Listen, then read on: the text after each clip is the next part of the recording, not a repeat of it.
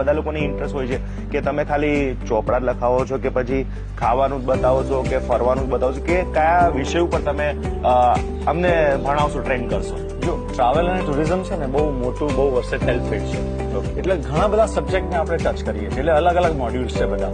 જેમ કે પહેલા ટ્રાવેલના મોડ્યુલ્સ, જેમ કે ટ્રાવેલ એટલે ટૂર મેનેજમેન્ટ આવે, ટૂર પ્લાનિંગ આવે, ટૂર ડિઝાઇનિંગ આવે, ટૂર એન્કરિંગ આવે, ટૂર કાઉન્સેલિંગ આવે. તો ટ્રાવેલ ફોટોગ્રાફીનું એક મોડ્યુલ છે, ટ્રાવેલ બ્લોગિંગનું એક મોડ્યુલ છે, ટ્રાવેલ ફિલ્મ મેકિંગ, તો માસ્ટર્સના ડિગ્રીમાં એક ટ્રાવેલ ફિલ્મ મેકિંગનું મોડ્યુલ છે.